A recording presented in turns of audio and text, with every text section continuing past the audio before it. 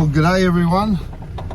As we roll out this morning on the trap line, I thought I'd just throw in a short clip that I produced probably 12 months, 2 years ago. And unfortunately, most of our subscribers never got to see it because the algorithms just smash us and throw us in the bin. So by doing it this way, hopefully people will get to see that there's a lot more to Clark McGhie and wild country than what you just see on the dog trapping. And with your help, we could possibly get all the stories out there to everyone.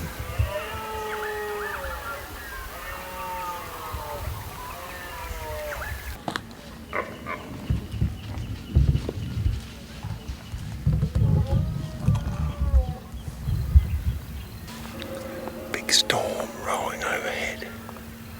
Beautiful. Thunder.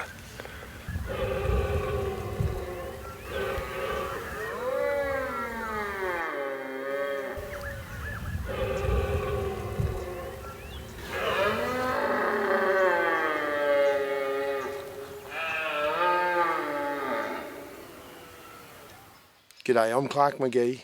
I've spent my life in the bush across many countries working with introduced and native animals. I'm a hunter, a professional guide, I've deer farmed, I've headed up a research group by the name of Ridge, and most importantly, I've been a father and hopefully an inspiration to some of the youngsters that are coming through the ranks. Over that time, I've picked up a lot of experience and a lot of tips from my grandparents and parents, from good mates and some great characters I've met along the way. I'd like to now share that experience with you. So if you're interested, hit subscribe and let's get started on the journey.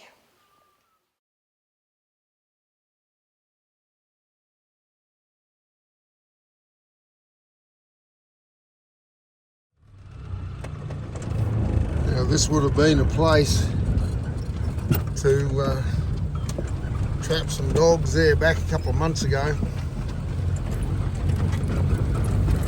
There's no feed, dry as can be. And these poor girls were heavy in calf. They would have been just hanging on, these cows, just hanging in there. And by the looks of it, you can see where they've been putting just hundreds of bales of hay out for them. They've had lick feeders with molasses, supplements, minerals. And there's only a certain amount you can do. When it gets really, really bad, there's only a certain amount you can do. And this is the hard thing. You don't know how bad it's going to get. So sometimes you can't quit. You can't sell them because they're heavy in calf, or they're too low down in condition so they wouldn't travel. So you're sort of stuck. You know, if things turn bad too quickly, your cattlemen will find themselves stuck, and they can't actually get out of the situation they're in. All they can do is hold. So they get feed and they try and hold, and sometimes you run out of space. You just can't do it anymore. And that's a harsh reality of trying to raise cattle here in Australia, that things can turn from being beautiful conditions to being terrible in just a matter of a few weeks. And it's not a case of not having enough money oftentimes, or enough willpower. It's more of a case of you just cannot get the feed, you cannot move your cattle, you can't do anything about it, you are stuck. Sit there, Mossy. Sort your stuff out, Moss. Where's your ear? Where's your ear? Okay. I've got a trap up the top here. Another one over there. I just feel if dogs are coming through here along this side, coming in from the neighbours. It sort of needs one down this way a bit too, down the lower end of the ridge. What I'll do is just get the dogs to have a little bit of a look around here, see if there's any marking spots, any tussocks that have been marked. Mossy will pick them up if they have been. Good girl. Good girl. What you got, Mossy? If we can't find one, we'll create one. Spot over here probably, and I'll put a little bit of scat on it and make it like it's a marking spot. Off she goes up the road, little Miss Busybody. Oh, she's going to drop one. Thank you. Okay, so here's the finished trap set. The ground is a little bit discoloured, but it'll dry out and weather down. So the trap's there. I've put the scat, that dash that Mossy just dropped, I've put up in the top of that tussock. So something coming through to put its nose on it should step there. Put a couple of little dead branches just there, not much, but enough that the dog will have to walk around to try and come in there. Natural pass through. Okay, so that's a good simple set. I've just screwed it down in the hard ground. Good simple set, nothing fancy. That's a basic one. So the next thing I do here is just get my iPhone and I go into my Avenza mapping program and basically bring up the map of this area. Oftentimes when I'm doing this, I'll just have a track back on it, so I'll show the actual track, the loop that I'm doing. And each of these I'll drop a pin on them and I'll give them like a standard name of the property or whatever would be like the first letter of the name of the property, how many traps I put in. So in this way, so it'll be one letter and then one trap, and then I'll just put either poo or pea or fat or gotcha or any of the other lures that I might be using. You'll put that on the end of it as well. So you've got the basic details of what you've set. I use Avenza just simply because the one I started with. Maybe other people have got better ones out there. Good stuff. Whichever way, that's the best way to remember where your traps are.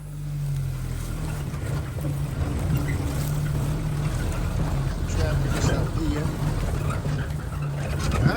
Got a doggy.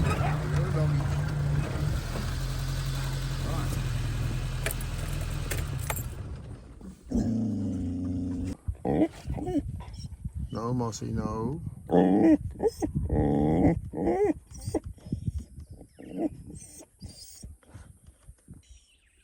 Good stuff.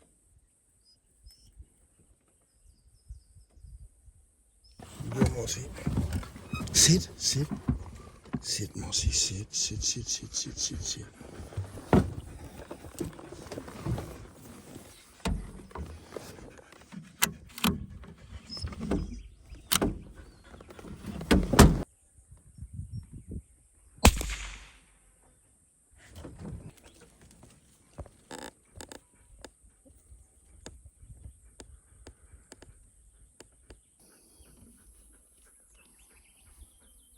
What do you reckon, Chancy? It's like seeing skunk reincarnated, mate. What attitude that dog's got. Look at her. Not scared of anything. Grass seed in your head, dude. It's no good. Dust and grass seeds, that's no good. It's no good. Okay. Young bitch. She looks like she's had a litter of pups. Yeah, she's not as young as what she looks. Good girl. Good girl. See here, big tick. All right. Now, I put that on. Somebody recently said, "You don't know what you're talking about. That's a cattle tick." I'm sorry, it's not. Wrong coloured legs. The legs are all up the front. That's a scrub tick, shellback.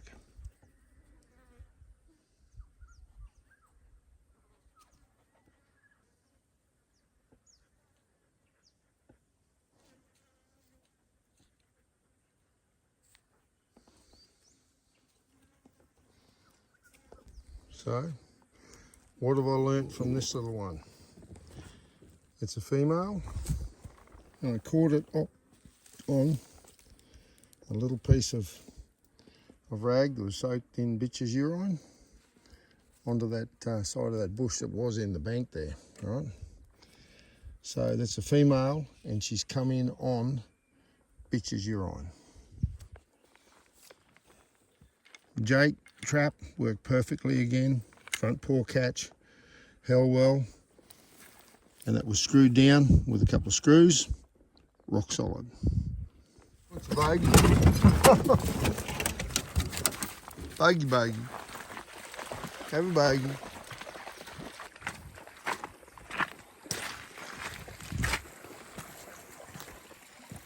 How's that?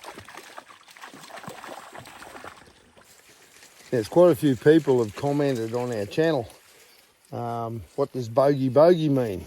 And these are just some of the terms that and names and words that we were taught as kids growing up in the Northern Territory.